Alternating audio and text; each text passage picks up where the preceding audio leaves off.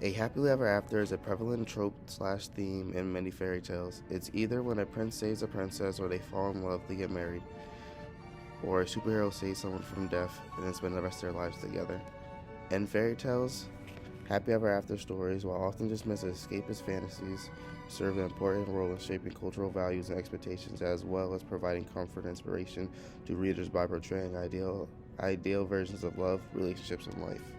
As well as happily ever afters are harmful as it promotes unrealistic expectations about love, relationships, and life, and undermine the complexity and diversity of human experiences, leading to disappointment, dissatisfaction of in real life. In New Orleans-based Princess and the Frog, a young woman named Tiana dreams of having her own restaurant, and there's a prince named Naveen who comes into town looking for a princess to marry for he can reclaim his fortune. During his search, he comes across a voodoo magician who transforms him into a frog.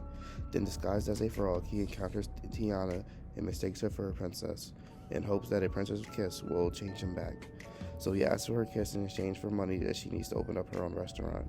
She kisses him and transforms into a frog alongside of him, and they embark on an exciting journey and fall in love on the way. They lack the necessary skills, and it is a delusion to imagine that in the embrace of love, all obstacles will be forgotten, because the difficulties will always be a part of our existence. As long as we live in this world, we will be subjected to the consequences of sin and unhappiness. We are flawed people who reflect on flawed world. Whoa. This fairy tale promotes unrealistic expectations of love because the prince lied to her from the beginning. It's almost common knowledge that starting a relationship off of lies is a horrible foundation. There are so many other red flags in the relationship that makes it seem like they wouldn't work out in the future. Today in modern culture, relationships, most of them do not work out. Most people get divorced in 5 to 15 years of being married. This right here is just another example of a rushed relationship that will fall apart in a couple years. They barely know anything about each other, but because they saved each other from the spell and got married after some time, it all worked out in the end. Relationships can't solve our problems or heal our wounds or fulfill all of our hopes because they are never intended to. First comes struggle, then comes romance, then poof, happily ever after. In these quotes by Deborah Fiatel, they're saying that relationships can't fix everything and many people lack necessary skills to withstand one anyways. It's delusional to think that love will conquer all obstacles because difficulties will always be a part of it.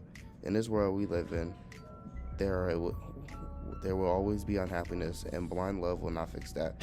Blind love is only last so long until poof, the happy ever after isn't so happy anymore. In Aladdin, he comes from nothing. No parenting, no support, just homeless with his monkey.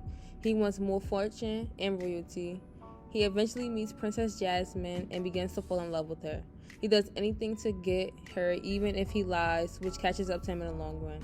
He gets a happily ever after when he achieves his goal and becoming royalty, having wealth and marrying a princess, which will make him a prince. He will no longer be looked over or identified as a hood rat. Jasmine comes from everything. However, she has to marry someone regardless of how she feels. She just wants someone who truly wants her for her, to love and care for her, not just to praise the looks and the outsiders. Eventually, she runs into Aladdin and accepts him for who he is, even though at first he seemed the same. Jasmine receives her happily ever after by getting someone to love her for her, not someone who wanted her for her wealth or the name. She was able to marry someone of her choice. Continued. The obsession with the happily ever after outcome often brings with it a narrow focus on a destination rather than a journey. Society has conditioned us to yearn for fairy tale endings where everything falls perfectly into place and all conflicts are neatly resolved. However, this fixation on the end result can overshadow the beauty and the growth that can be found within the process itself. Life is a continuous journey of ups and downs, twists and turns, and it is through the challenges and lessons along the way that we truly discover ourselves and find fulfillment. By embracing the present moment and appreciating the growth, the resilience, and self-discovery that occur throughout our journeys, we can find a deeper and more authentic sense of happiness that transcends the confines of the predefined happily ever after.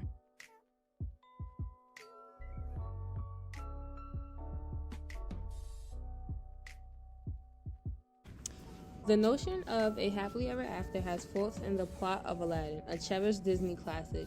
One may argue that depicting Jasmine's pleasure as a dependent on her love relationship with Aladdin, fosters the perception that a woman's ultimate fulfillment is only dependent on finding her Prince Charming. This limited emphasis ignores Jasmine's anatomy, desires, and aspirations, turning her to a simple romantic object. It jeopardizes her chance of personal growth and development outside of a romantic connection. The concept of a happily ever after in Aladdin falls short of showing by real depth and independence that a well-rounded heroine like Jasmine may amplify by pushing this narrow storyline.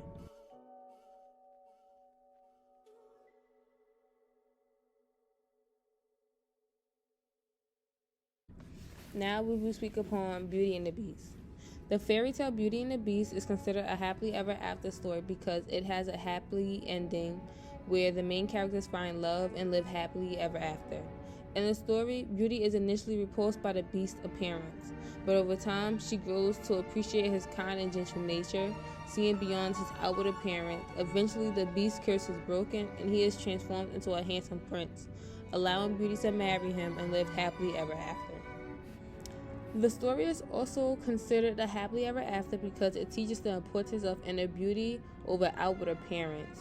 Through Beauty experiences with the Beast, she learns that true love comes from a person's character, kindness, and compassion. The story also highlights the importance of seeing beyond stereotypes and prejudice to appreciate the true nature of a person. Overall, the happy ending of Beauty and the Beast comes from the transformative power of love and the importance of inner beauty.